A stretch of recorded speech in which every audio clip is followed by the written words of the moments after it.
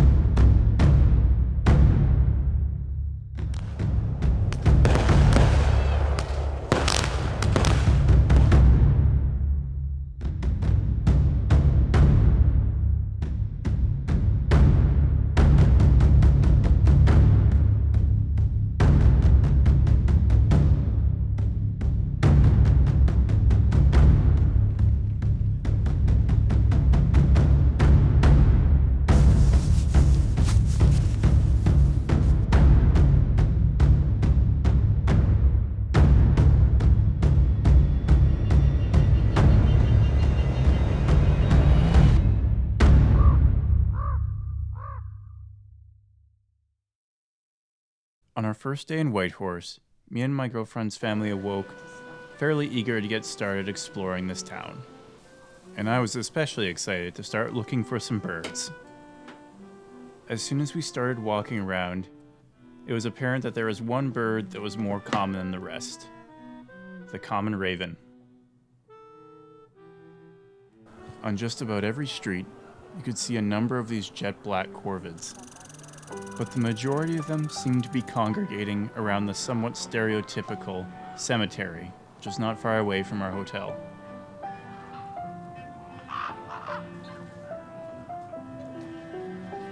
After watching the ravens for a while, it became quite clear that their portrayal as sinister and evil birds in literature and movies couldn't be further from the truth, as these birds are downright goofy, and are also quite capable of making some truly remarkable sounds.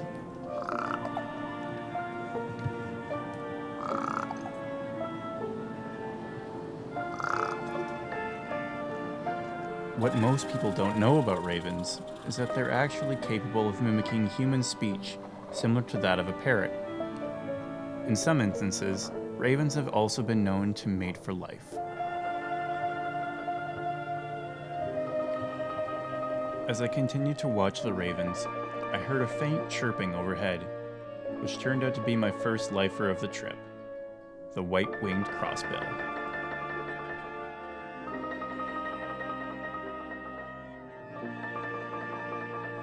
Not a bad start to the first day in Whitehorse.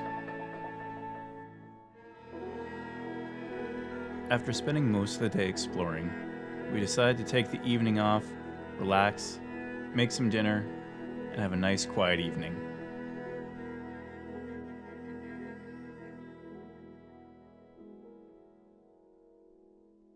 Yes. Super women.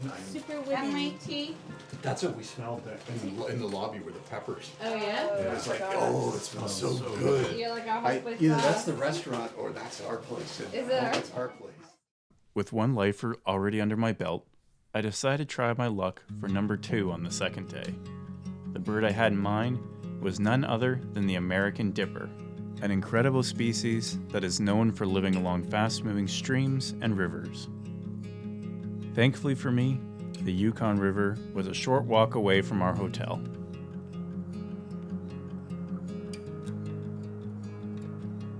As I walked along the trail, I noticed a small gray shape out of the corner of my eye, hanging out beside the river.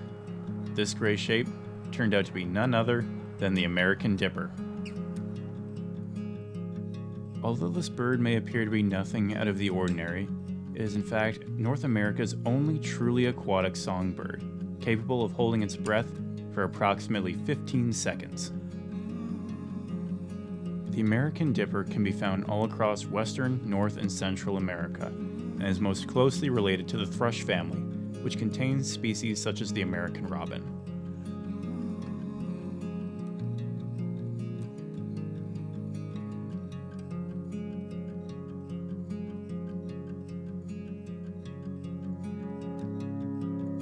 After spending the morning looking for dippers, I made my way back to our hotel, had some lunch, and then headed out to explore more of Whitehorse with my girlfriend and her sister.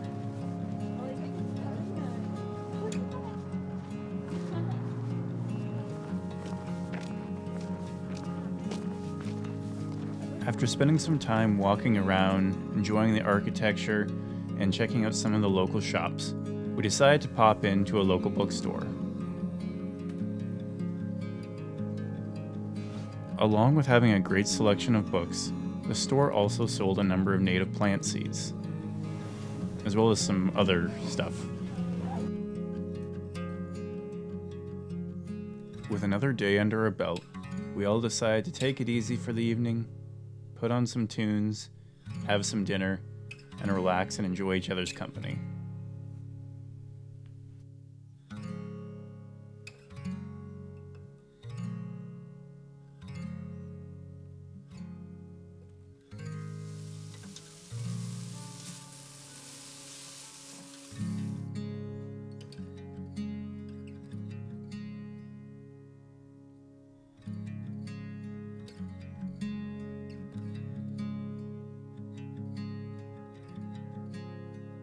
Unfortunately for everybody present, a truly heinous mistake was made as we attempted to empty this can of refried beans.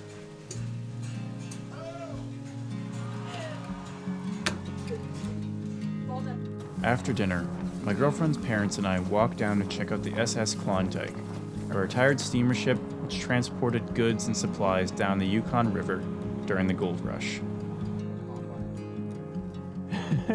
Yeah. It's like a combine coming towards me. On our third day, we all rented a car so that we could check out some of the sights outside of town. The first place we decided to check out was the Yukon Wildlife Preserve.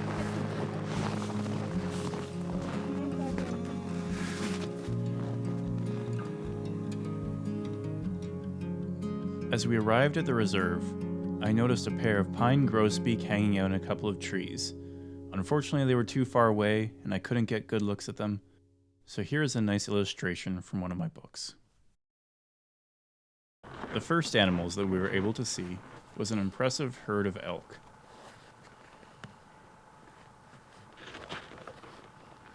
Among the females was a lone bull who sported an impressive pair of antlers.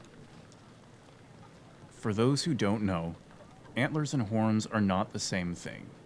Horns are structures that are grown throughout an animal's lifetime and are comprised of a bony core surrounded by a keratin sheath, the same material that makes up our hair and fingernails.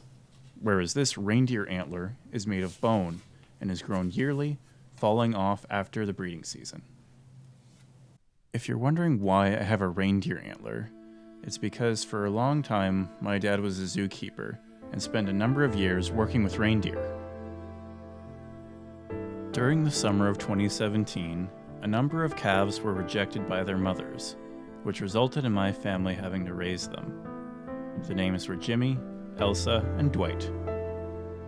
Much to our surprise, all three of these calves took extremely well to our German Shepherd, Rudy.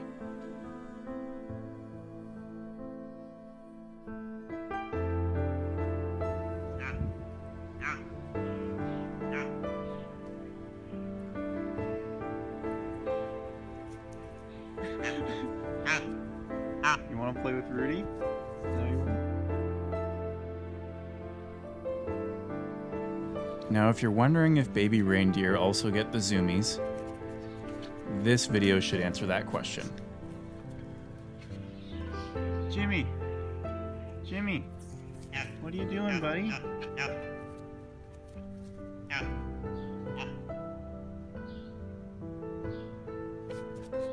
2017 was a good summer. Do you want to Now, although I love talking about reindeer, watch some more? let's get back to Whitehorse. Along with elk, the Wildlife Preserve was also home to a number of these adorable mule deer.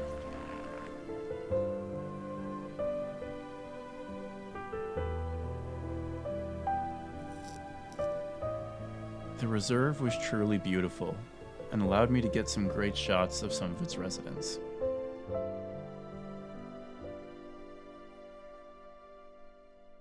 By far my favorite animal that we observed that day was the muskox, a close relative of sheep that inhabits the Arctic Circle and has its own built-in battering ram. Now, if you ask any of my friends, they'll tell you that one of my dreams is to someday own a muskox farm up in Alaska. And on this farm, I would harvest the downy undercoat of the muskox, otherwise known as kivute, and make socks.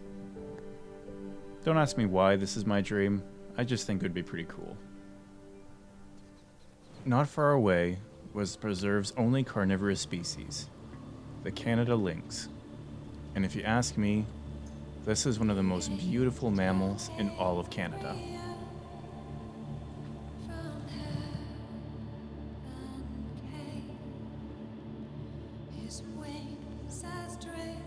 Just before we left the preserve, I was lucky enough to capture some footage of these young male bison play fighting, likely preparing for the upcoming breeding season.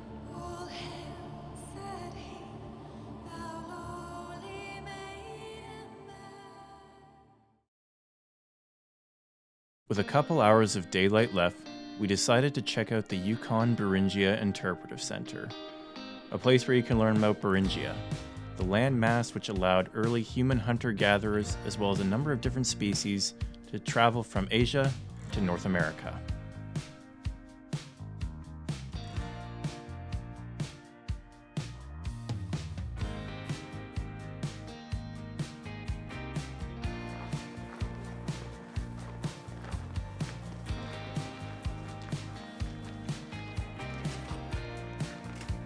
Along with a number of remarkable murals, the center also boasted an impressive collection of skulls and taxidermied specimens. This saber-toothed cat was even wearing a tiny Santa hat. Okay, wait, stop everything just for a moment. I need to get something off of my chest. This is a huge pet peeve of mine, but you notice how I didn't say saber-toothed tiger, I said saber-toothed cat? That's because saber-toothed tigers never existed. But you know what did exist? Saber-toothed cats. And the term saber-toothed cat is really just a general term used to describe a number of species that can be found in the genus Smilodon and Homotherium, as well as some others. If you ask me, too many people watched Ice Age and not nearly enough people watched the BBC's Walking with Beasts. Okay, sorry, rant over, that just really bothers me. My favorite part of this center was these awesome preserved specimens of prehistoric mammals, some being almost 80,000 years old.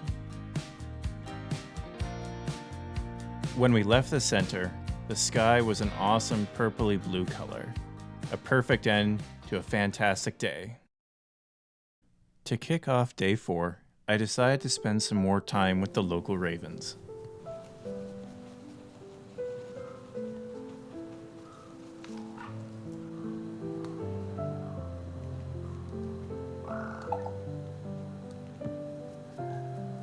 What I found to be most interesting was that on numerous occasions, individuals would pick up small objects like sticks and pieces of garbage, and then proceed to fly around while other ravens chased them, as if they were playing some sort of raven version of Keep Away.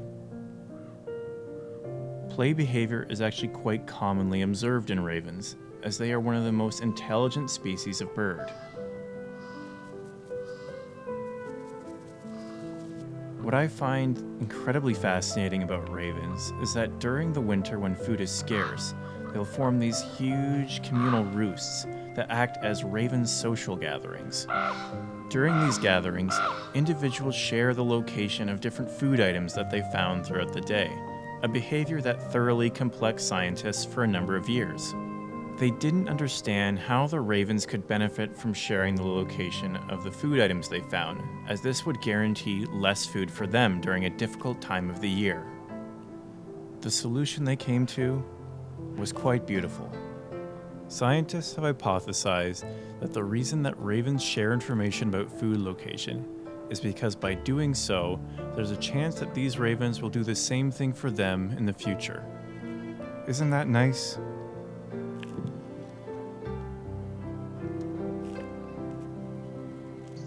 As I continued on my walk, I found a large group of Bohemian waxwings.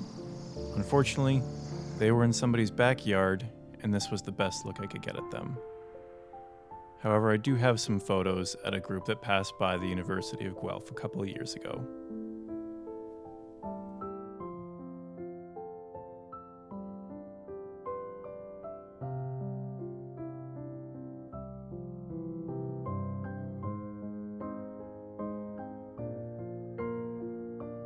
As the day came to a close, we all got into our winter gear as we were going to be heading out on an excursion to hopefully ring in the new year under the Aurora Borealis, otherwise known as the Northern Lights. So that's a good sign. That means you'll be warm. I can't put down my arms.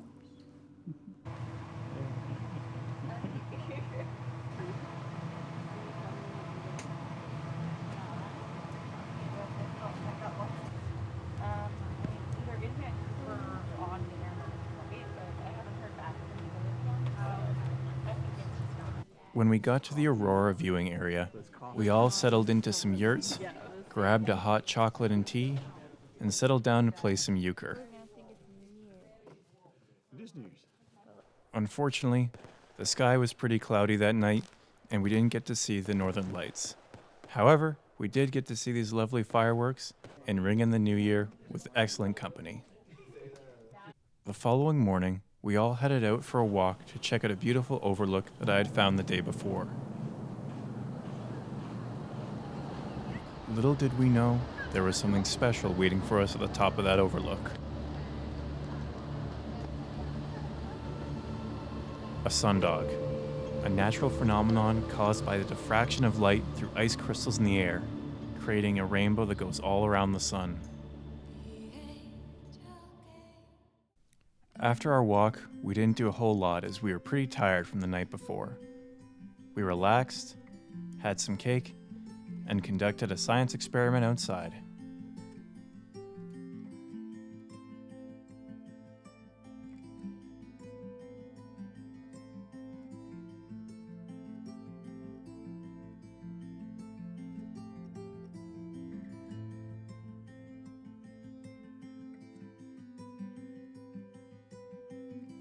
On our final day, I decided to spend one last morning with the local ravens.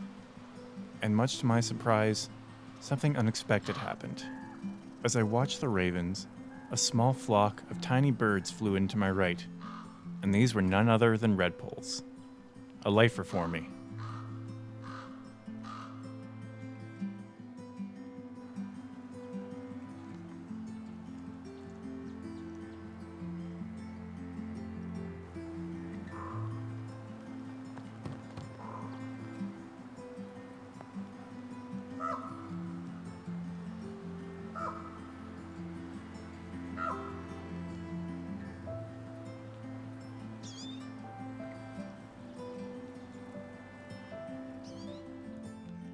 I couldn't have asked for a better way to end my trip.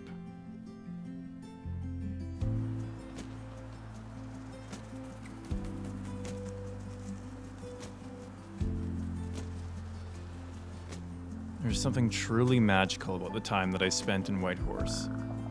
Whether it was the scenery, the people, or the birds, everything about this experience was incredible, and I will never forget the time I spent in the Yukon.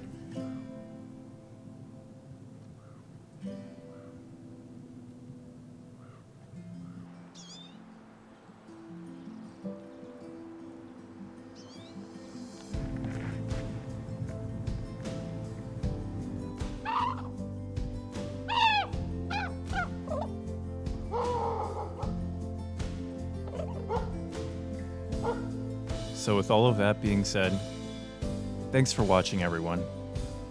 Go bird or go home.